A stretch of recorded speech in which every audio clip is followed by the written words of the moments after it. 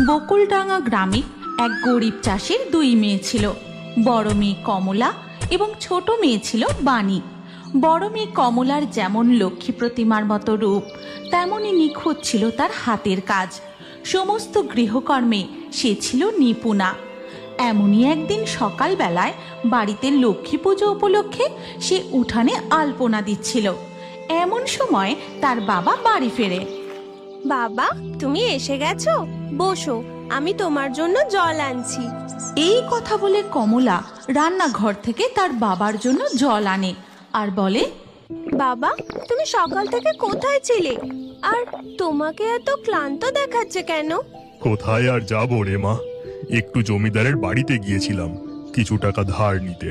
আজকেই তো আবার নতুন ধানের বীজ কিনে জমিতে বপন করতে হবে, কিন্তু জমিদার মশাই বললেন আগের বছরের ঋণ নাকি এখনো বাকি। কিভাবে যে সব শোধ করব।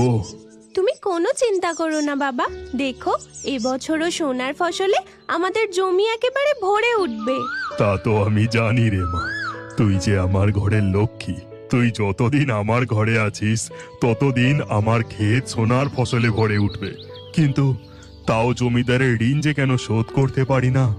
ঠিক তখনই গ্রামের মৃদুল কাকা আর শেফালি কাকি তাদের বাড়িতে আসে। ও কমলা, আমাদের বাড়ি চল মা, পুজোর সব জোগাড় হয়ে গেছে, তুই খালি গিয়ে আলপনাটা দিয়ে আসবি। বলি কমলা মা, তারপর আমার সাথে আমার জমিতে যাবি? জমিতে প্রথম বীজটা যে আমি তোর হাত দিয়ে বসাতে চাই। তুই যে খুব পয়মন্ত। তুমি যে কি বলো না মৃদুল কাকা, ঠিক আছে চলো। এরপর কমলা তাদের সাথে চলে যায়। তখন তার মা রান্নাঘর থেকে বেরিয়ে বলে, বাড়িতে মেলা কাজ পড়ে আছে, আমি আর একা হাতে কতদিন সামলাবো। কমলা ওদের সাথে চলে গেল, আর বাণী সকাল থেকে কোথায় ঘুরছে কি জানি। আজ ফিরুক বাড়িতে, ওর একদিন কি আমার একদিন। এদিকে তখন দেখা যায় বাণী গ্রামের মাস্টার মশাইয়ের বাড়িতে। ও বানি, অঙ্কগুলো হলো তোর? এই হচ্ছে বাণী, যার লেখাপড়ার শখ প্রবল। যেমন তুখর তার বুদ্ধি, তেমনি সুন্দর তার গানের গলা।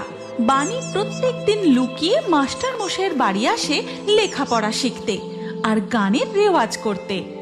মাস্টার মশাই, আমার এই অঙ্কগুলো হয়ে গেছে, এবার কি করব? ঠিক আছে, বেশ, আজ তোকে একটা নতুন পদ্ধতিতে অঙ্ক শেখাবো। না না মাস্টার মশাই, আজ থাক, সেই কোন সকালে বাড়ি থেকে বেরিয়েছি, এখন না বাড়ি ফিরলে আমার পিঠে বেতের বাড়ি পড়বে।